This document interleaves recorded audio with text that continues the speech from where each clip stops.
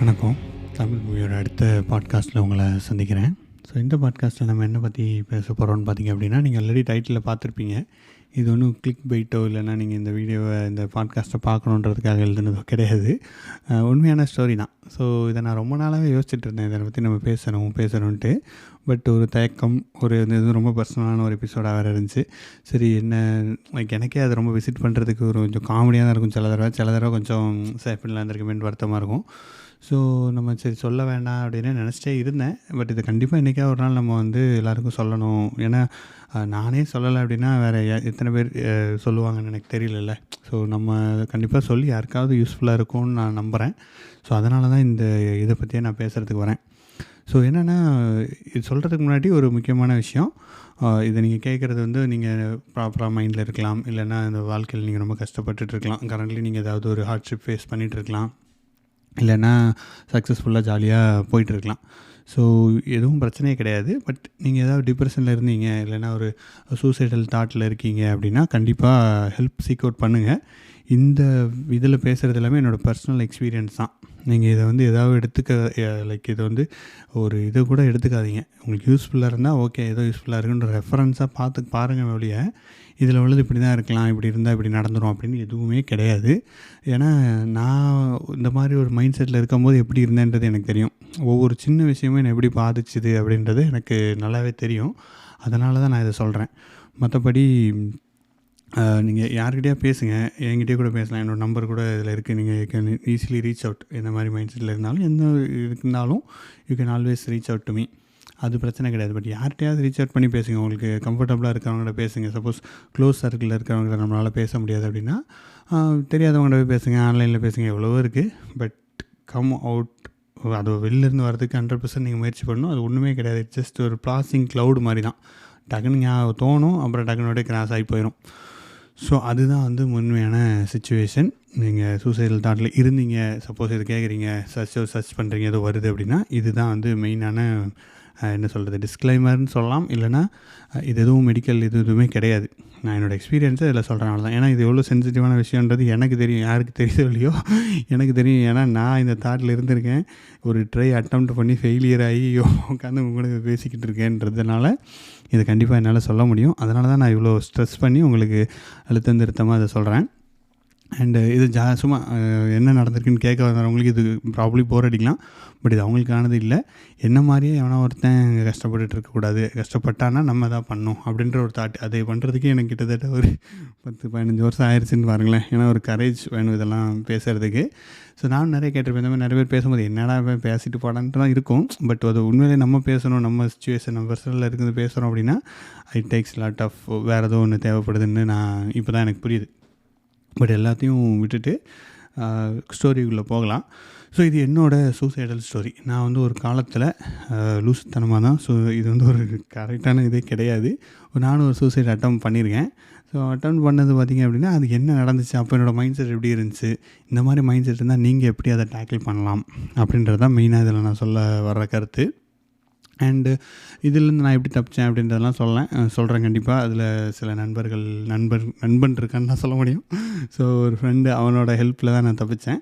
So அதெல்லாம் நான் எப்படின்றது உங்களுக்கு சொல்கிறேன். ஸோ ஃபஸ்ட்டு சூசைட் எதுக்காக நான் அட்டம் பண்ணேன் பார்த்திங்கன்னா, நான் ஸ்கூலில் காலேஜ்லலாம் பெருசாக பேச மாட்டேன். வெரி ரிசர்வ் டைப்பாக தான் இருப்பேன். சின்ன வயசுலேருந்தே ஒரு ரிசர்வ்டு தான். பெருசாலாம் யார்ட்டையும் பேசிட மாட்டேன். இப்பவும் பெருசாலாம் பேச மாட்டேன். எனக்கு சர்க்கிளாக ரொம்ப கம்மியாக தான் இருக்கும். ரியல் டைமில் என்னோடய சர்க்கிள் பார்த்திங்கன்னா ரொம்ப கம்மி தான். நான் பெருசாக யார்ட்டையும் பேச மாட்டேன், வெளியிலலாம் போயிட்டு அப்படிலாம் பண்ண மாட்டேன். பட் நான் ஜாலியாக தான் இருப்பேன். நான் தனியாகவே ஜாலியாக இருந்தே பண்ணிட்டு தான் சுற்றிக்கிட்டு இருப்பேன் ஊரை. அந்த மாதிரி தான் பண்ணிகிட்ருப்பேன். ஸோ அப்படி தான் இருக்கும்போது காலேஜில் 3rd இயர் படிச்சுட்டு இருந்தபோது எனக்கு ஒரு நல்ல கேங்கில் சேரணும்னு ஆசை இருந்துச்சு. ஒரு கேங்லேயும் நான் சேர்ந்துட்டு இருந்தேன். அங்கே தான் பண்ணிட்டு இருந்தேன். அங்கே சில பேர் சரக்கு அடிச்சுட்டு என்னை பற்றி அவன்கிட்ட தப்பாக சொல்லிட்டான்னு சொல்லிட்டு அந்த கேங்லேருந்து என்னை விரட்டி விட்டாங்க. ஸோ மறுநாள் பார்த்திங்க அப்படின்னா அந்த கேங்கில் யாருமே என்கிட்ட பேசவே இல்லை. ஏதோ ஒரு ஊரை விட்டு ஒதுக்கி வச்ச மாதிரி என்னை வச்சுட்டாங்க.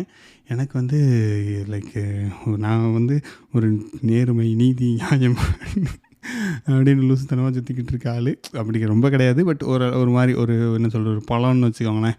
அந்த மாதிரி தான் இருப்பேன். பெருசாக ஒன்றும் இதெல்லாம் பண்ணுறது கிடையாது காலேஜில். ஸோ என்னடா இப்படி இருக்கமே அப்படி தான் இருந்தேன் ஆக்சுவலி. அது வரைக்கும் நான் எதுவுமே பீர் எதுவுமே குடிக்க மாட்டேன், ஒன்றுமே பண்ண மாட்டேன், தம் எதுவுமே கிடையாது. அப்படியே ஒரு படிப்பு, நான் உண்டு என் படிப்பு உண்டு அப்படின்னு ஒரு வாரமாக ஒரு மிடில் பெஞ்சுக்காரங்க. நான் பேக் பெஞ்சும் கிடையாது, ஃப்ரண்ட் பெஞ்சும் கிடையாது, ஒரு ஒன்றுத்துக்கு ஆகாத மிடில் பெஞ்சுக்காரனாக இருந்தேன்னா. ஸோ இப்படி சொல்கிறதெல்லாம் நீங்கள் மிடில் பெஞ்சாக இருந்தீங்கன்னா இது டென்ஷன் ஆகிக்காதீங்க, அதெல்லாம் ஒன்றும் இல்லை, சும்மா ரெஃபரன்ஸ் பாயிண்ட்ஸ் அப்படிலாம் ஒன்றும் இல்லை. ஸோ இப்போ அங்கேருந்து நீங்கள் வந்திருக்கோம், ஸோ அதனால் அதெல்லாம் விட்டுருங்க. மிடில் பெஞ்சாக இருந்தாலும் நம்ம சாதிக்கலாம்னு நினச்சிக்கோங்க. ஸோ அப்படி தான் இருந்துச்சு. ஸோ அப்படி இருந்துகிட்டு இருக்கும்போது பார்த்திங்க அப்படின்னா ஒரு நாள் எனக்கு கேங்லேருந்து விரட்டி விட்டாங்க. ரீசன் இல்லை, என்னடா நம்ம ஒன்றுமே பண்ணலையடா அப்படின்னு சொல்லி பார்த்தா எவனோ ஒரு தண்ணியை போட்டு ஏதோ வளரிருக்கான். வளர்னதுனால மறுநாள் வந்து அந்த கேங்கில் உள்ள எல்லாருமே நான் அது வரைக்கும் பண்ணது எல்லாமே தப்பு, ஏதோ லைக் அவங்க கேங்குக்கு எதிராக செயல்படுறேன், அந்த கேங்குக்கு அப்படி இப்படின்னு ஏதோ நினச்சிட்டாங்க போல். என்னென்னே தெரியாது. இது ஆக்சுவலி எதுவுமே இல்லை, அப்படி எதுவுமே இல்லை. அந்த கேங்கில் இருக்கிற மெயினான ஆள் பார்த்திங்க அப்படின்னா இதெல்லாம் வந்து சொல்கிறது, ஒரு மெயினான ஆள் வந்து எனக்கு ரொம்ப ஒரு இன்ஸ்பிரேஷனாக இருக்கும் எனக்கு அந்த பையனோட பேரை பார்த்தா. ஸோ பேரெலாம் நான் அவாய்ட் பண்ணுறேன். ஸோ ஜஸ்ட் எதுக்காக பேரெலாம் தேவையில்லைன்ட்டு. ஸோ அந்த கேங்கில் இருக்கிற அதாவது மெயினாக இருப்பாங்களா, ஒரு கேங்னால் 3 பேர் இருப்பாங்க. அதில் ஒரு மெயினான ஆள் நல்லா படிப்பான், காலேஜ்லேயே அவன் தான் லீடர், அந்த மாதிரிலாம் இருப்பான். ஸோ அவன் வந்து பார்த்திங்க அப்படின்னா எனக்கு ஒரு இன்ஸ்பிரேஷன்ஸாக இப்படிலாம் பண்ணுறான், இவனமா நம்ம ஆகணும்டா அப்படின்ட்டு ரொம்ப அவன் ஒரு டிவோட்டி மாதிரி தான் தெரிஞ்சேன். அதாவது சார் இவனுக்கு நம்ம வந்து பண்ணணும், நம்ம எல்லாமே எனக்கு நல்லது நடக்கணும் அப்படி இப்படின்னு அப்படிலாம் நினச்சிக்கிட்டு இருந்தேன். ஒரு ஒரு ஒரு காமெடியான இதில் இருந்தேன்னு வச்சுக்கோங்க. அவனே நம்மளை சொல்லும் போது நீயா பேசியது அப்படின்ற மாதிரியெல்லாம் வந்து எனக்கு ஒரு டிப்ரெஸ் ஆகிடுச்சு. எதுவுமே தோணலைங்க. டிப்ரெஸ் என்னன்றது எனக்கு அப்போ தெரிஞ்சிச்சு. ஆக்சுவலி இப்போ யோசிச்சு பார்த்தா தெரியுது, எதுவுமே தோணாது, அப்படியே நெஞ்சு அடைச்ச மாதிரி இருக்கும். எதுவுமே வந்து உங்களால் ஒரு செயலே பண்ண முடியாது, அது மட்டும்தான் இருக்கும். அப்படியே அடைச்சி ஒரு ஒரு ஒரு என்ன சொல்கிறது, எப்படி டிஸ்கிரைப் பண்ணுறதுன்னு தெரியல. ஸோ அந்த மாதிரியான ஒரு சிச்சுவேஷன். அவங்களாம் எதுவுமே பேச முடியாது, என்னடா உலகமே அப்படி நின்ன மாதிரி ஒரு ஃபீலிங், அந்த மாதிரிலாம் இருக்கும் லைக்.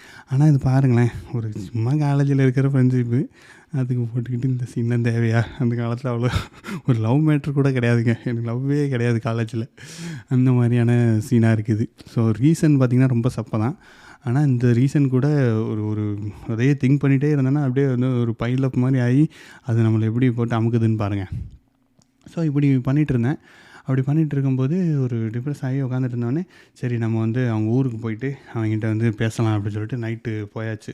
பஸ்ஸை பிடிச்சி தென் தமிழகத்தில் இருக்கிற ஒரு ஏரியா திருநெல்வேலின்னு வச்சுக்கோங்களேன். திருநெல்வேலி வரைக்கும் போயிட்டு பஸ் ஸ்டாண்டில் உட்காந்துட்டு அவனுக்கு மெசேஜ் அனுப்புகிறேன், இந்த மாதிரி பஸ் ஸ்டாண்ட்லாம் இருக்கேன், நான் வர்றேன் அப்படின்னா. இல்லை ரிப்ளையே பண்ணல. லைக் ரிப்ளை பண்ணாமல் விட்டு அங்கே மழை பெய்யுது. நான் நைட்டு ஒரு 12 மணிக்கிட்ட இருக்கும். கோயம்புத்தூர்லாம் படித்தேன். உக்கடம் பஸ் ஸ்டாண்டில் உட்காந்துருந்தேன். ஸோ மழை அப்படியே யாருமே இல்லை. அப்படியே அவன் வந்து ரிப்ளை பண்ணல. அப்புறம் ஒரே மெசேஜ் அனுப்பிச்சாங்க, எங்கள் வீட்டிலலாம் யாரும் பண்ண மாட்டாங்க, நோ மெசேஜ்லாம் பண்ணாதன்ட்டான். சரி ஓகே அப்படின்னு சொல்லிவிட்டு அப்படியும் எனக்கு வந்து அதே சோகமாக இருந்தேன். மழை வந்துச்சு, மழை வந்து கொஞ்சம் ஓரளவு நல்லா இருந்துச்சு. எங்களை சோகத்தை கூட்டிடும், நீங்கள் என்ன மூடில் இருக்கீங்களோ அதை எலவேட் பண்ணி விட்டுரும்.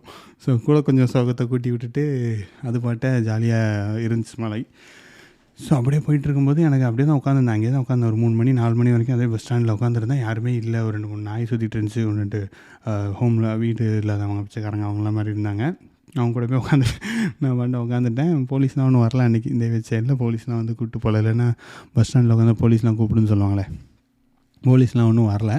சரி ஓகே அப்படின்னு சொல்லிட்டு மறுநாள் காலைல இருந்துச்சு வீட்டுக்கு போயிட்டேன். இன்னும் டிப்ரெஸாகவே சுற்றிட்டு இருந்தேன். காலேஜ் போகிறது ஒரு ஒரு ரொம்ப ஒரு ஃபீலிங்லேயே இருந்துச்சு. சரி ஓகே நம்ம வந்து இப்படி இருக்கே அப்படின்னு சொல்லிட்டு என்ன பண்ணலான்னா, எனக்கு அப்போ தான் சூசைடல் தாட்ஸ்லாம் வர ஆரம்பிச்சிருச்சு.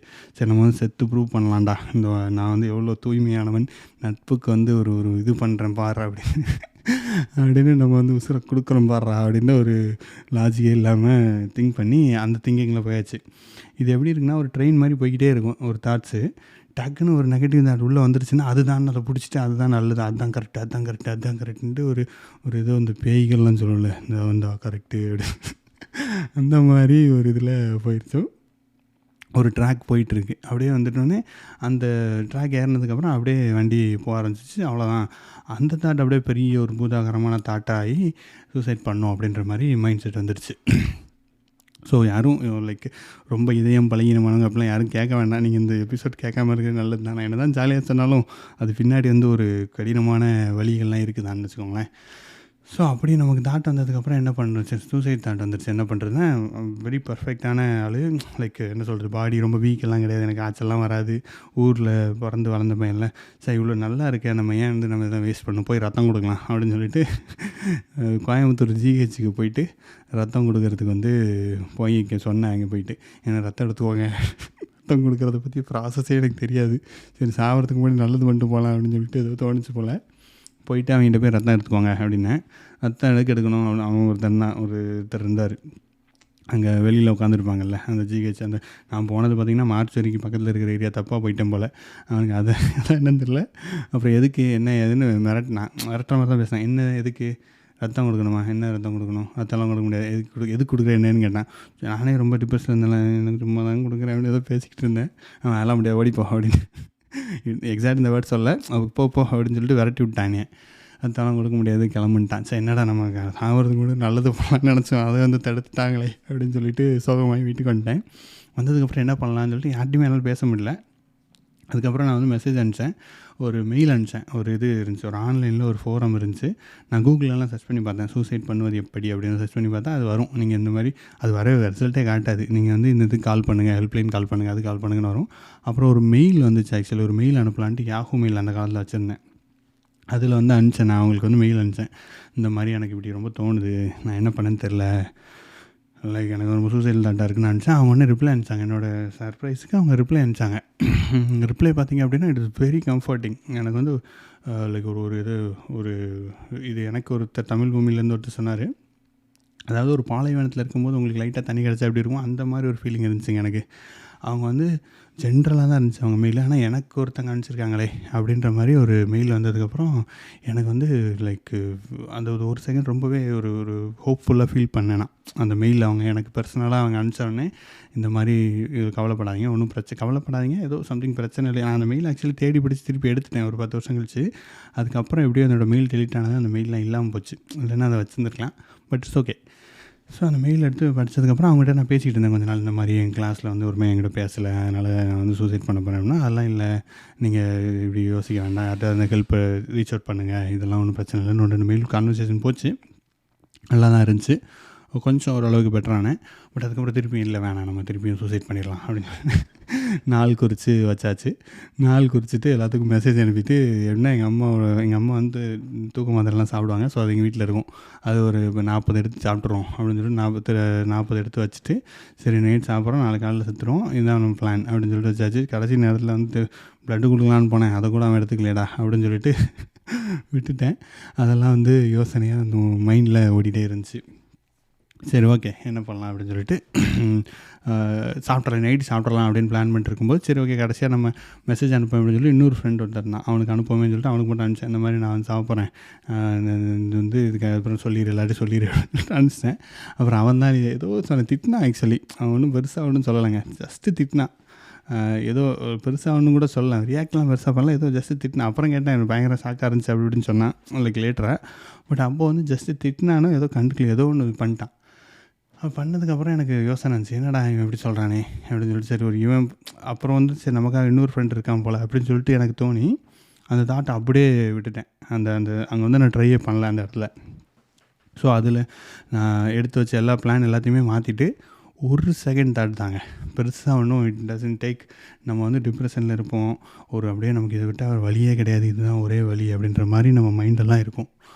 But that is not end. ஒரே ஒரு செகண்ட், ஒரே ஒரு தாட், ஒரே ஒரு ஃப்ரெண்டோட மெசேஜு, ஒரே ஒரு படம், ஒரே ஒரு பாட்டு, ஒரே ஒரு மெயிலு, நம்மக்கிட்ட ஒரு பர்சனல் கான்டாக்ட் இருந்துச்சுன்னா அந்த தாட் சேஞ்ச் ஆகிரும். இதுதான் நான் ஃபேஸ் பண்ண விஷயம். ஏன்னா எல்லாமே மண்டையால் தான் நடந்துச்சு. நம்ம தாட்டு தான் நம்மளை அப்படி கொண்டும் போது, நம்ம தாட்டு தான் அப்படி திருத்தவும் செய்துன்றதுனால. ஸோ அதுதான். இப்போ நீங்கள் இந்த மாதிரி ஏதாவது சுச்சுவேஷனில் இருக்கீங்க, ரொம்ப கஷ்டப்பட்டுருக்கீங்க, ரொம்ப இதில் ஹார்ட்ஷிப்பில் போய்ட்டுருக்கீங்கன்னா, one single thought can change your life. அதுதான் எனக்கு நடந்துச்சு. ஸோ ஜஸ்ட் அந்த மெசேஜ் அதுவே மைண்டை சேஞ்ச் பண்ணிடுச்சு, டக்குன்னு சேஞ்ச் ஆகிடுச்சு. அவ்வளோதான். ஐயோ என்னடா இப்படி பண்ணுறீங்கன்னு கொஞ்சம் கொஞ்சமாக வெளில வந்தேன். அப்படியே கொஞ்சம் கொஞ்சமாக அதுக்கப்புறத்துலேருந்து ப்ராப்பராக இதாகி அப்படியும் என்கிட்ட யாரெல்லாம் பேசலை. ஸோ வேணால் மெசேஜ் அனுப்பிச்சாலும் கிளாஸ்லலாம் பேச மாட்டாங்க, ஏன்னா அவங்க தான் மெஜாரிட்டியான கேங்காக இருப்பாங்க. ஸோ வேறு கேங்லேருந்துலாம் என்கிட்ட வந்து பேசினாங்க. ஸோ காலேஜில் 2-3 கேங் இருக்குல்ல, அந்த கேங்கில் இருந்தாலும் ஒருத்தர் வந்து என்கிட்ட பேசினேன். அதெல்லாம் ஓகேவாக நினச்சிப்பட்டிருந்தாலும் இது என்னோடய கேங் அப்படின்ற மாதிரி நம்ம துச்சிட்டு இருக்கனால சோகமாகவே தான் போவேன், சோகமாக தானே யார்ட்டையும் பேச மாட்டேன். அப்படியே ஒரு எனர்ஜிலாம் டவுன் ஆகிடுச்சு. ஆனாலும் போயிட்டுருக்கோம், அப்படியே போயிட்டுருக்கோம். அப்படியே கொஞ்சம் கொஞ்சமாக வந்துச்சு. அப்புறம் கொஞ்ச நாள் கழிச்சு யோசிச்சு பார்த்தேன், என்னடா நம்ம அவன் ஜாலியாக தானே இருக்கான், நம்ம எதுக்கு இப்படி பண்ணணும், நம்மளுக்கு இதனால் வாட் டஸ் இட் மேட்டர்ன்னு சொல்லிட்டு அப்புறம் எங்கள் கிளாஸில் வந்து அப்போ வந்து இந்த சூர்யாவோட படம் வந்துச்சு, ரத்த சரித்திரம்னு ஒரு படம் வந்துச்சு. சரி நம்ம வந்து ரிவெஞ்ச் ரிவெஞ்ச் மோடுக்கு போவோம் அப்படின்னு சொல்லிட்டு அந்த படத்தை போய் தேட்டரில் போய் பார்த்தேன். 2 தடவை பார்த்தேன். திருப்பி பார்த்துட்டு ஒரு பாட்டு ரிங்டோனாக வச்சிட்டேன். அந்த பாட்டில் அதில் ஒரு பாட்டு வரும், கொல்லடா மோதியை எதிரியை விடுவது தவறு அப்படின்ட்டு.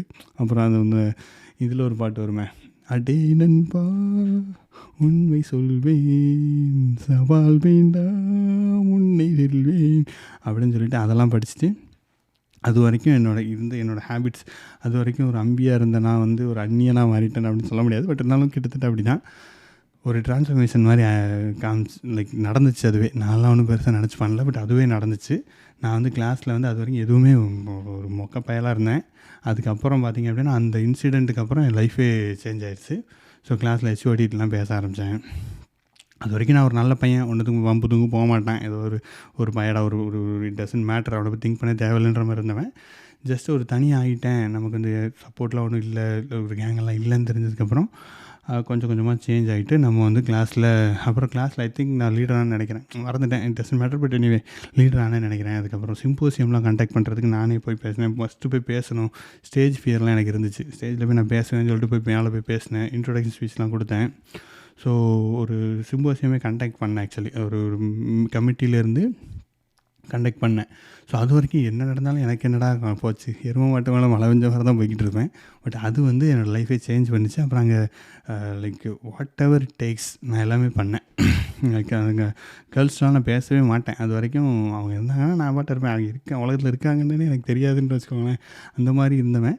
அப்புறம் அவங்கக்கிட்ட பேச ஆரம்பித்தேன், சகஜமாக பேச ஆரம்பித்தேன். ஓகே இட்ஸ் ஃபைன், நமக்கு இது தேவைன்னா இது பண்ணலாம் அப்படின்ற மாதிரி வந்து ஒரு பெருசாக நான் கிளாஸில் சாதிச்சிட்டேன், மார்க் எடுத்துட்டேன், கழிச்சிட்டேன் அப்படிலாம் கிடையாது. பட் இட் சேஞ்ச், என்னோட விஷயம் சேஞ்ச் ஆகும், என்னோடய மைண்டே சேஞ்ச் ஆகிடுச்சு.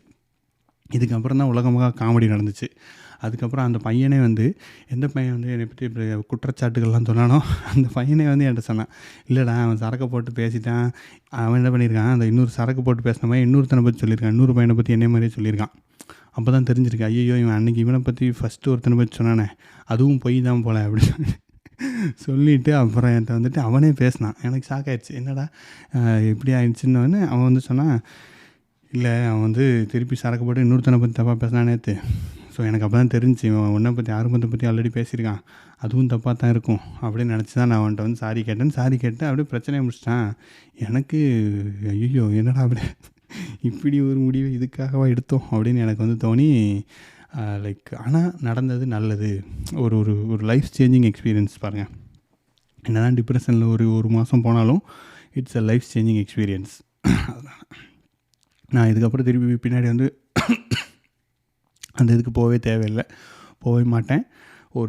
என்னை எலவேட் பண்ணி விட்டுருச்சு அந்த எக்ஸ்பீரியன்ஸ். என்ன தான் வந்து ஒரு லைஃப் சேஞ்சிங் ஒரு ரிஸ்க்கு கிட்டே போயிட்டு வந்தாலும் என்னை வந்து லைஃபே சேஞ்ச் பண்ணிடுச்சு அந்த இன்சிடெண்ட்டு.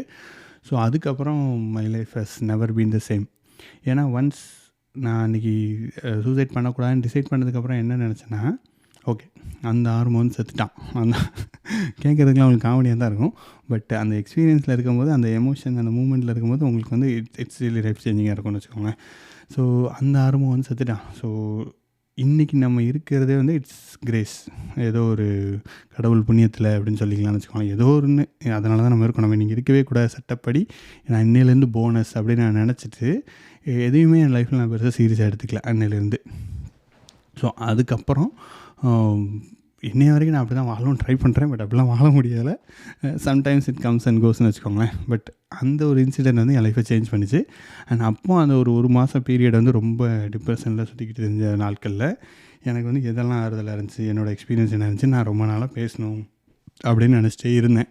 சரி நம்ம யார்கிட்ட சொல்லலாம், யாருக்காக யூஸ்ஃபுல்லாக இருக்குன்ட்டு ஒரு இது எழுதுனேன். ஆக்சுவலி ஒரு டெட்எக்ஸ்ன்னு ஒரு மீட்டப் நடக்கும். ஸோ அங்கே வந்து நீங்கள் எழுதலாம் என்ன எமோஷன்ஸ் அப்படின்றத நீங்கள் போய் எழுதலாம். ஸோ எழுதுனா அதை படிக்கலாம், நீங்கள் போய் கதையாகவும் சொல்லலாம். நான் அங்கே போயிட்டு ஃபஸ்ட்டு ஒரு தடவை பேசினேன். ஒரு 3 இயர்ஸ் முன்னாடி சென்னையில் டெட்எக்ஸ் ஈவெண்ட் மாதிரி நடத்துவாங்க, நேப்பியர் பிரிட்ஜுன்னு நீங்கள் பார்த்தீங்கன்னா தெரியும். ஸோ அங்கே போய் நான் வந்து டேரெக்டாக பேசினேன். இந்த மாதிரி என்னோடய எக்ஸ்பீரியன்ஸ் இது எனக்கு இது ஹெல்ப் பண்ணிச்சு, ஒரு லெட்டர் எழுதுறதுன்னு பேசிட்டு வந்தேன். அது எனக்கு வந்து ஒரு நல்லா இருந்துச்சு. ஐ ஹோப் கேட்டவங்க நல்லா இருக்கும்னு நினச்சேன். பட் இருந்தாலும் நம்மளோட பிளாட்ஃபார்ம் நான் இதில் ஐடென்டிஃபை பண்ணியிருக்கேன். என்னை பற்றி எல்லாத்துக்குமே தெரியும். என் ஃபேமிலிஸ் எல்லாமே கேட்டுட்ருப்பாங்க. ஃபேமிலி யாருக்குமே தெரியாது, மேக்ஸிமம் அந்த ஒரே ஃப்ரெண்டை தவிர வேறு யாருக்குமே தெரியாது. இந்த ஸ்டோரி என்ன நடந்தது அப்படின்ட்டு. ஸோ அதை எல்லாருக்கும் சொல்லணும். யாருக்காவது it should be out there in internet from நம்மளோட பிளாட்ஃபார்மில் இருக்கணும். ஸோ யாருக்காவது எனக்கே ஃப்யூச்சரில் ஏதாவது தேவைப்பட்டுச்சு அப்படின்னா கண்டிப்பாக அவங்க இதை பார்த்தாங்கன்னா கொஞ்ச நாள் கழித்து நம்மளே சிரிக்க போகிற காமெடியாக தான் இது இருக்க போகுதுன்றதை அவங்க நினச்சிக்கலாம். சப்போஸ் அவங்க யாராவது ரீச் அவுட் பண்ணணும்னு நினச்சாங்கன்னா கண்டிப்பாக என்ன ரீச் அவுட் பண்ணலாம். There is no hesitation. நம்மக்கிட்ட நெட்வொர்க் இருக்குது. யாருக்காவது வி கேன் ஏதோ நம்ம பண்ண முடிஞ்சதை பண்ணலாம். லைக் இல்லைங்க நாங்க ஒரு இப்போ 10,000 வைங்க 20,000 வைங்கன்னு கொடுக்க முடியாட்டாலும் உங்களோட ஃபினான்ஷியல் ப்ராப்ளமாக இருக்கலாம். என்னோடய ப்ராப்ளம் ஒரு சில்லி ப்ராப்ளம், மென்டல் ப்ராப்ளம்ன்றலாம் மென்டலாக ஃபிக்ஸ் பண்ணிட்டோம். பட் உங்களுக்கு மணி ப்ராப்ளமோ இல்லைன்னா ஏதோ ஒரு ப்ராப்ளம் இருக்குது. என் ஃபினான்ஷியலாக முடியலைனாலும் பேசுகிறதுக்கு எவனா ஒருத்தர் இருக்கலாம் இல்லைங்க, அவ்வளோதான் மேட்ரு. ஸோ நம்ம இல்லைனாலும் ஒரு நெட்வொர்க் இருக்குது நம்மக்கிட்ட. ஸோ யாருனாலும் பேசலாம் நம்மளுக்கு. அதுதான் நமக்கு நான் இந்த இதில் மூலமாக எல்லாேருக்கும் சொல்ல விரும்பினது. இதை நான் நம்ம நெட்வொர்க்கில் சொல்லணும்னு நினச்சேன். ஸோ அதை தான் இங்கே நான் வந்து சொல்கிறதுக்கும் நினச்சேன், சொல்லிட்டேன். ஸோ இப்போ தான் என்னோடய ஒரு பாரமே குறைஞ்ச மாதிரி இருக்குப்பா அப்படின்னு விவேக் சொல்லார்ல, அந்த மாதிரிலாம் ஒன்றும் இல்லை. ஏன்னா நான் இதெல்லாம் எப்போது கடந்து வந்துட்டேன். ஸோ இப்போ பேசுகிறது வரேன்னா இது கம்ப்ளீட்டாக, ஏன்னா இதில் என்ன மாதிரியான கமெண்ட்ஸ் வரலாம், என்ன மாதிரியான ரிப்ளை வரலாம். பிகாஸ் ஆன்லைனில் நீங்கள் ஒரு விஷயத்தை சொல்லும்போது யூ ஆர் பிகம் வெரி வெல்னியூரபிள். ஓகேவா? ஸோ இப்போ யூடியூப்பில் போடுறாங்க, என் ஃபேமிலி அதெல்லாம் போடுறாங்கன்னா அவங்களுக்கு ஸ்ட்ராங்காக இருக்காங்க. கமெண்ட்ஸ்லாம் வந்தாலும் they are able to take care of இட்ன்ற மாதிரி இருக்குல்ல. ஸோ நம்ம நெட்வொர்க்கில் அப்படி யாரும் பெருசாக இந்த வரைக்கும் நெகட்டிவ் கமெண்ட் அவங்க வந்ததில்லை. அதனாலும் ஹேண்டில் பண்ணுறோம். But this is what it is. So அதனால் நீங்கள் இந்த மாதிரி இதில் இருந்தீங்க அப்படின்னா கண்டிப்பாக இதுவும் கடந்து போகும். அந்த பாட்டு கேளுங்க, நல்லாயிருக்கும். மற்றபடி வேறு ஒன்றும் பெருசாக சொல்கிறதுக்கு இல்லை. அவ்வளோதான். இதை நான் லைட் ஹார்ட்டடாக நீங்கள் பின்னாடி நீங்களே சிரித்து பார்ப்பீங்க, அவ்வளோதான். மற்றபடி பெருசாக ஒன்றும் சொல்கிறதுக்கு இல்லை. அண்ட் இதை பற்றின உங்களோட கருத்துக்களை நீங்கள் வந்து பகிர்ந்து கொள்ளலாம். அண்ட் யாருக்காவது இது யூஸ்ஃபுல்லாக இருக்கும்னு நீங்கள் நினச்சிங்க அப்படின்னா அவங்களுக்கு ஷேர் பண்ணுங்கள்.